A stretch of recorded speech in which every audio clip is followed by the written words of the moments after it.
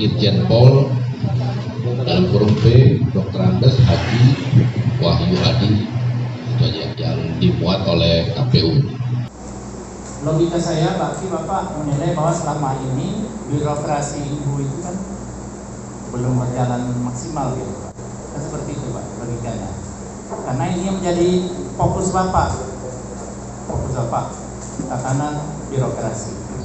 Tapi karena saya berangkat dari birokrat, maka yang utama lebih ahli dong saya menata birokrasi kan. Apalagi Ibu ini kan ya sama-sama tahu lah kita kondisinya. Nomor Pak,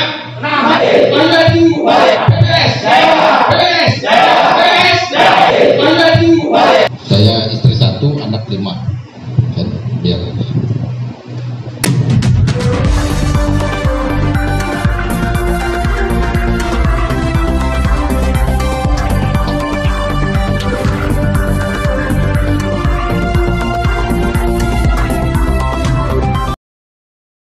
Calon Bupati Kabupaten Indragiri Hulu Irjen Pol Purnawirawan Dr. Andes Haji Wahyu Adi melakukan konferensi pers dengan wartawan Liputan Kabupaten Inhu. Selain menjelaskan filosofi nomor 4, pasangan calon Bupati Wahyu Adi dan Supriyati yang memiliki nomor 4 di Pilkada Inhu, calon Bupati Wahyu Adi dengan fasih dan santai menjawab pertanyaan wartawan.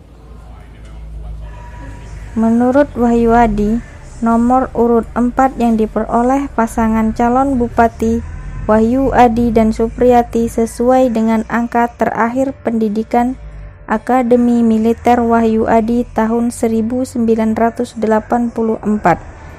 dan maju sebagai pasangan calon bupati didukung oleh 4 partai politik, di antaranya PDI Perjuangan, Demokrat, PAN, dan Perindo. Total jumlah 12 kursi di DPRD Inhu. Wahyu Adi menjelaskan kalau dirinya bagian dari wartawan, sebab pernah ditugaskan menjadi Kepala Pusat Penerangan atau Kapuspen ABRI tahun 1996 sampai dengan tahun 1998. Irjen Pol dalam kurung P Dr. Andes Haji Wahyu Adi, itu aja yang dimuat oleh KPU. Saya istri 1, anak 5 kan biar. Kemudian saya didukung oleh 4 partai. 4 partai, partainya PDIP, kemudian Demokrat, PAN, dan Perindo. Jumlah kursinya 12, syarat maju 8. Nah, jadi seperti rekan-rekan sekalian ketahui, kemarin sudah pemilihan pengundian nomor, dapatlah nomor urut 4. Insya Allah nomor kemenangan.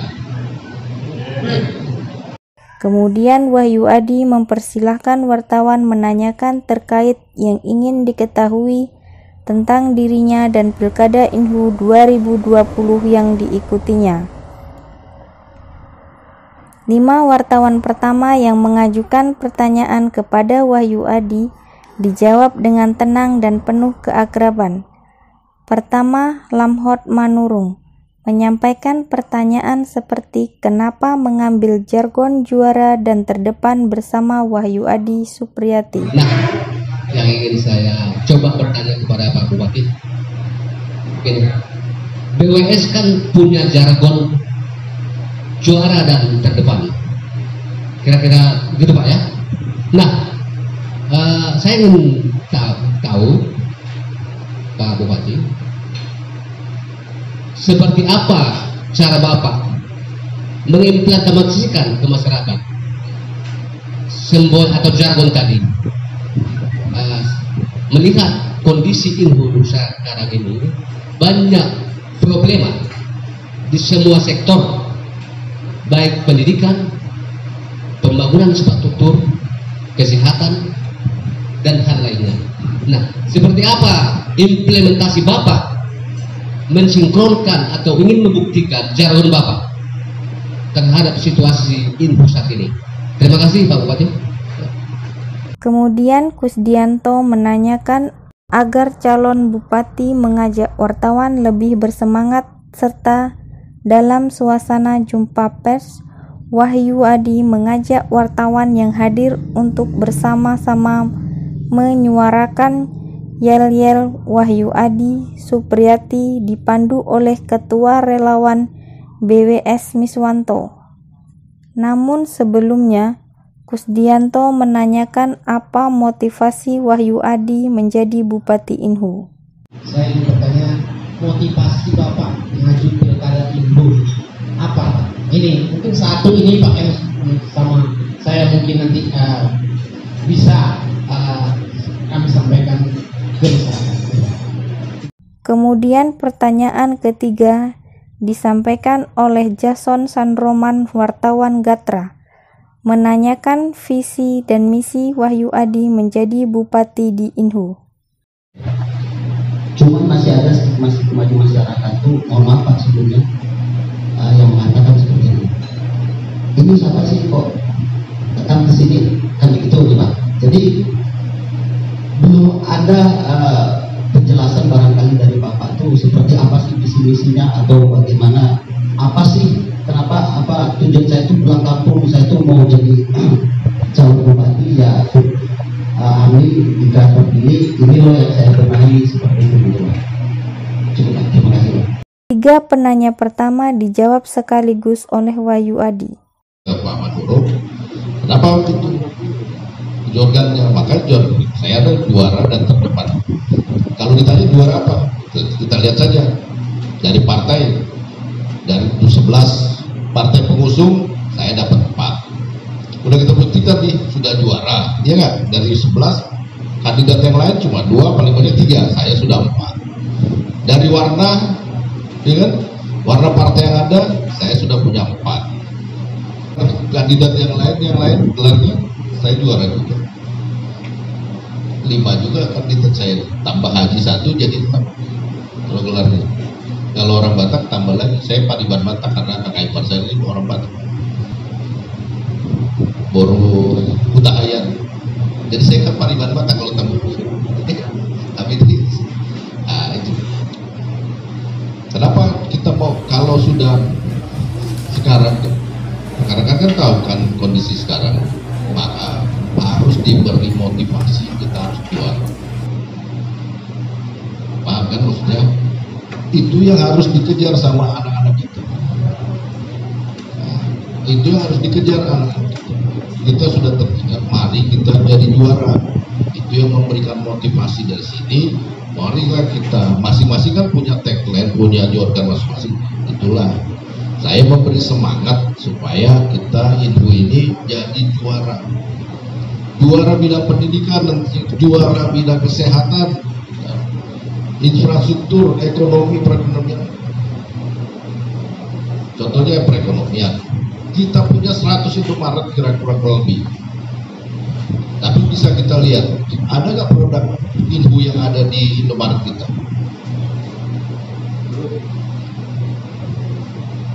Bisa nggak kita lakukan itu? Bisa. Karena saya juga kuliner. Bisa. Saya kerjasama dengan 40 gerai Indomaret di bandara seluruh Indonesia. Kalau bandara Indonesia ada 100 Indomaret, Alfa Indomaret. Artinya kita udah punya nih marketing 100. Kenapa sih nggak bisa bikin kacang goreng yang bisa masukin di sana? Atau bikin peyek, bikin emping, bikin bolu rendang masuk di sana? Bisa kan? UMKM kita bikin. Kita sajari dia sesuai dengan IRT, harus ada Depkesnya, masuk di Indomaret. Bagaimana caranya? Bupati punya kewenangan bikin surat kepada Indomaret. Indomaret tolong juallah bolu rendang kita ini di toko Indomaret. Itu saya mau buat supaya bisa buat. Berapa? Kalau satu Indomaret itu jual 1/4 kilo saja, ada 100, jadi satu hari berapa? 25 kilo kita. Kalau bikin jual kacang 1/4 kilo atau keripik aja 1/4 kilo kan Kalau 100 berat 25 kilo satu hari. Kalau seminggu, kalau sebulan banyak uangnya. Kalau kumpulin satu duit. Nah itulah bagian pemikiran saya. Itu yang dimotivasi supaya bergerak. Masih banyak lagi kita lakukan. Pertama, motivasi saya kenapa mau ke sini. Motivasinya begini. Kemarin saya ada pengabdian di jalur kepolisian, ya. Jadi jalur yang kemarin dari tahun 84 sampai 2019 itu adalah jalur kepolisian, pengabdian kepada negara bangsa ini melalui jalur kepolisian. Kalau dulu dari jalur TNI, dulu ABRI, gitu kan. Nah, itu hak-hak sipil saya belum bisa digunakan. Nah, setelah pensiun ada jalur pengabdian untuk di sipil. Nah, itulah motivasi saya. Tadi apa? Visi-visi Pak. Visi-misi. Karena mohon maaf Pak, stigma masyarakat itu kan, mohon maaf Pak, sekali lagi selalu berkesampaian seperti di Indonesia, siapa sih ya pensiun pulang ke sini cucu mau calon gitu. Apa sih value-nya Bapak gitu yang bisa kita sampaikan di masyarakat gitu, atau visi misi Bapak seperti apa gitu? Kalau visinya Ya Pak. visi kita tidak boleh lagi dari visinya pemerintah. Ya Pak. Nah, kan visinya presiden apa? Kan? Nah, kalau dulu nama kita, sekarang kan kerja, Ya. ya kan? Kerja, ada kerja. Jadi visinya itu semua kita mengerti, tapi nanti visinya disesuaikan dengan sini, dengan keadaan di sini. Itu keadaan di sini seperti apa? Itulah bagian visinya. Jadi visi misi itu harus menghidup pada visi misinya negara. Nah, disesuaikan dengan keadaan di sini. Bagaimana bidang pertaniannya? Sekarang ada program ketahanan pangan, dengan nah itu mungkin kita akan mencetak sawah, ada pencetakan sawah. Bidang perikanan nanti daerah mana yang mungkin daerah aliran ini das ini yang kita bikin perikanan kita itu pasti. Nah, kalau yang perkebunan kita atur lagi. Ada persoalan apa di kebun? Ada persoalan harga sawit. Di kebun karet ada persoalan harga karet. Ada persoalan replanting. Itu yang nanti kita menjadi misinya itu, ya kan? Nah, begitu juga di bidang kesehatan, gitu juga seperti tahu keadaan sekarang kesehatannya bagaimana, kan? Harusnya kita paling tidak puskesmas itu sudah tipe D, ya kan? Harusnya tipe D. Nah, tipe D itu apa? Di teman-teman cari kenapa harus tipe D, kenapa sekarang belum tercapai. Nah itulah bagian saya sesuai dengan keadaan yang sekarang. Itu yang bagian dari misi saya. Wartawan keempat yang bertanya adalah Dasmun. Dia menanyakan apa yang dilakukan pertama kali ketika pasangan Wahyu Wadi dan Supriyati terpilih di Pilkada Inhu 9 Desember 2020. Pertama, selamat dulu Pak atas nomor saya sebagai bupati nomor 94. Selamat dulu. Saya hanya singkat aja yang bertanya. Sebagai calon bupati, kira-kira untuk Inhu ini apa yang pertama Bapak akan lakukan Bapak? Untuk Inhu, apanya sih yang intinya? Kenapa sih Bapak kok ngotot dalam artian kok mau maju Inhu? Tentu Bapak punya fokus tersendiri begitu. Apalagi Inhu ini kan ya sama-sama tahu lah kita kondisinya. Saya ingin tahu itu aja Pak, apa yang menjadi intinya lah, kenapa Bapak maju gitu. Bapak akan berbuat apa untuk Inhu? Yang paling fokus utama gitu, bukan yang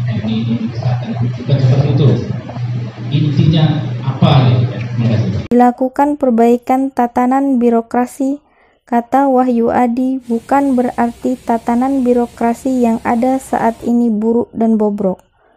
Namun demikian, dalam melakukan tugas pertama, jika pasangan Wahyu Adi dan Supriyati terpilih menjadi bupati, akan dilakukan perbaikan tatanan birokrasi. Karena saya berangkat dari birokrasi, ya kan, seorang perwira tinggi, kemudian birokrasi, tentu saya akan pertama yang akan saya perbaiki adalah tataran birokrasi. Ya kan teman-teman tahu sendiri keadaan birokrasi. Jadi birokrat itu ya dia harus melayani masyarakat. Nah, perbaikan tataran birokrasi nanti kita akan perbaiki. Sejalan dengan tataran birokrasi itu, pendidikan juga saya mau di Rengat itu, di Plaza itu nanti menjadi pusat edukasi. Pusat edukasi apa? Di situ menjadi pusat edukasi bagi anak-anak kita. Di situ nanti saya akan bekerja sama kota ini. Ada GO, People Generation di Plaza. Kemudian kursus bahasa Inggris, berbagai macam kursus ada di situ. Terus kita dipasang internet di sana yang besar, yang gratis bagi anak-anak kita untuk bisa diakses. Bisa nggak dilakukan? Bisa. Jadi ada bimbel di sana, ada kursus bahasa Inggris, kursus menjahit, kursus komputer, semua kursus-kursus ada di Plaza.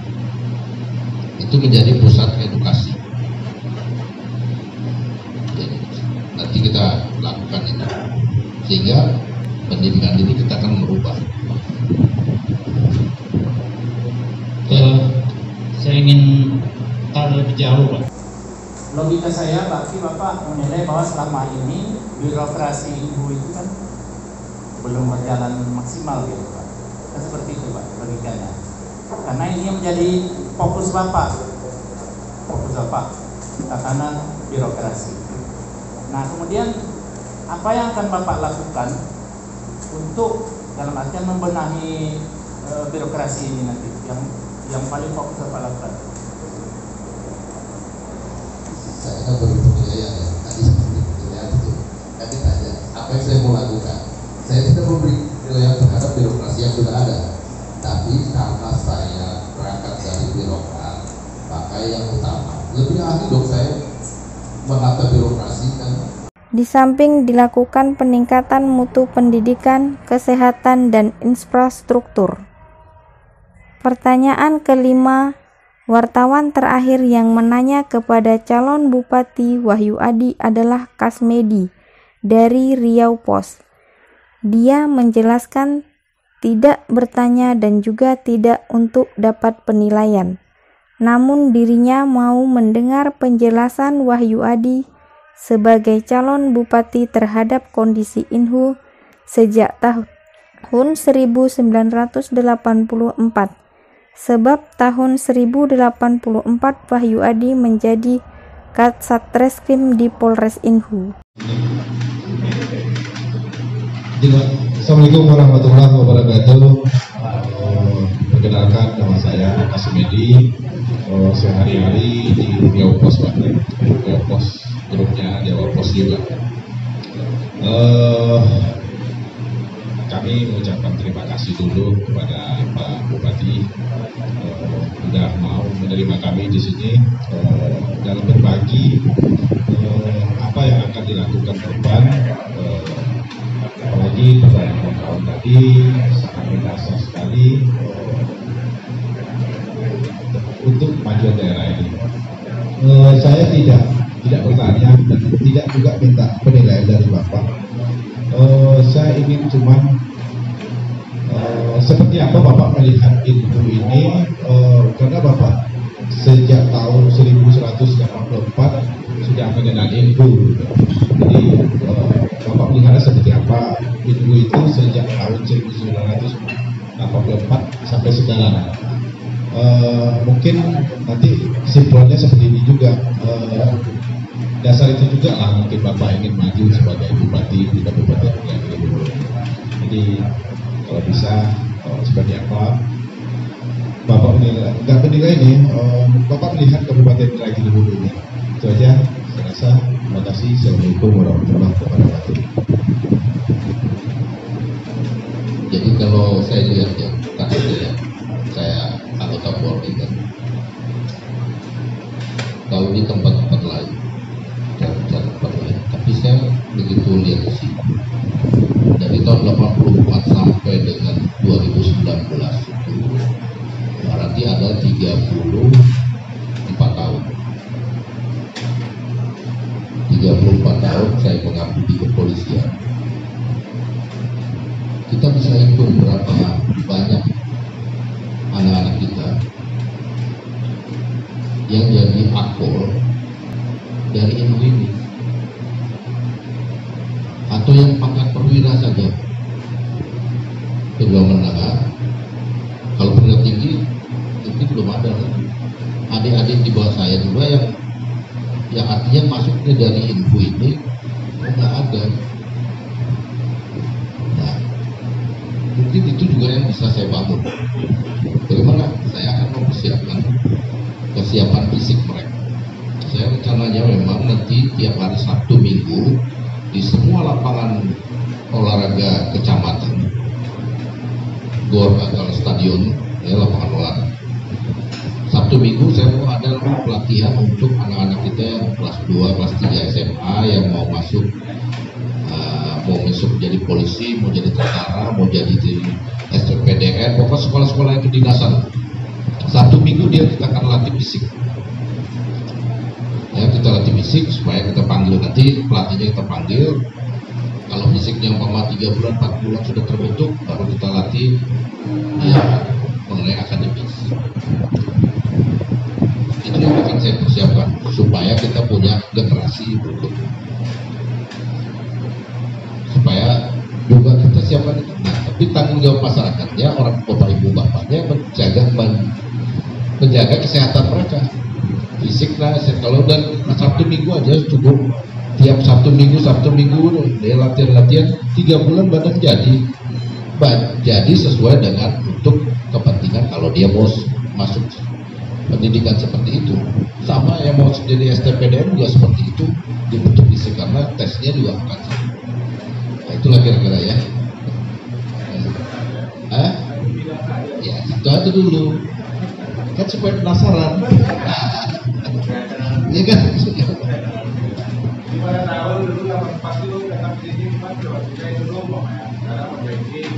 Saya 84 dan saya datang 84 sini pakai bis lewat Talu Kuantan kan. Jalan itu kan belum dari Kuantan itu waktu itu masih jalan masih diperbaiki ke sini nih. Tapi kalau mau pergi Pekanbaru bisa, kalau mau cepat ya lewat Sekejamati itu, tapi lewat jalan Stepek kan, dengan Polres kan punya mobil sendiri kan boleh motong situ. Iya dong, pasti udah berubah kan.